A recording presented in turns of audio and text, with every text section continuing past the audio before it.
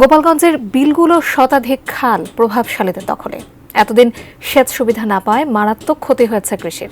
জলাবদ্ধতা সৃষ্টি, পরিবেশ বিপর্যয়, নৌ চলাচল ব্যাহত তো হয়েছেই, মাছ ধরা এমনকি শাপলা তোলার অধিকারও হারিয়েছে মানুষ। গোপালগঞ্জ প্রতিনিধি সজীব বিশ্বাসের তথ্যচিত্রে ডেস্ক রিপোর্ট। বিলবাওরে ঘেরা জেলা গোপালগঞ্জ।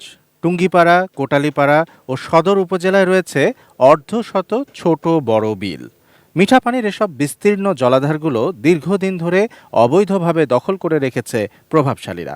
বিলের শতাধিক সরকারি খালে বাঁধ দিয়ে বছরের পর বছর চলছে তাদের মাছ চাষের মহোৎসব। সরকারি খালে মাছের ঘের করে প্রভাবশালী মহল আঙুল ফুলে কলাগাছ হয়ে উঠলেও ক্ষতিগ্রস্ত সাধারণ চাষি ও মৎস্যজীবীরা। বন্ধ হয়ে গেছে নৌ চলাচল, সেচের পানি পাচ্ছে না কৃষক, মাছ ধরার অধিকার পর্যন্ত হারিয়েছে জেলেরা। ধ্বংস হচ্ছে পরিবেশ, দেশীয় মাছ ও জীববৈচিত্র্য।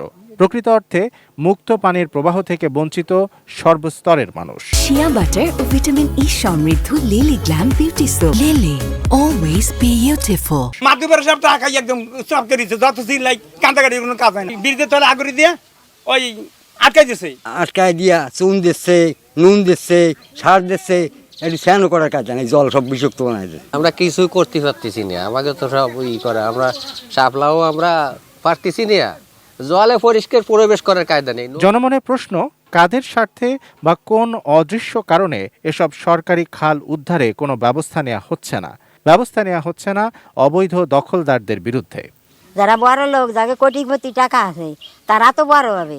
1 বছর হয়ে গেছে, ফিরে বছর এই যে তো 5 বছরের একটা নিয়েছে। সরকারের দ্বারা যাই কবজ, জনগণের দ্বারা টিউনের দ্বারা এই সমস্ত জিনিস কবজ আছে, আর আমরা কি বেলে বাঁচবো।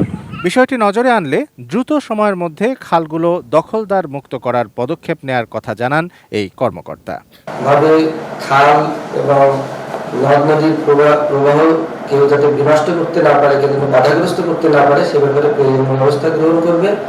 দেশের পরিবর্তিত পরিস্থিতিতে মুক্ত হবে জলাধার, দখলবাজদের বিরুদ্ধে নেওয়া হবে কঠোর আইনি ব্যবস্থা, এমনটাই আশা জেলাবাসীর।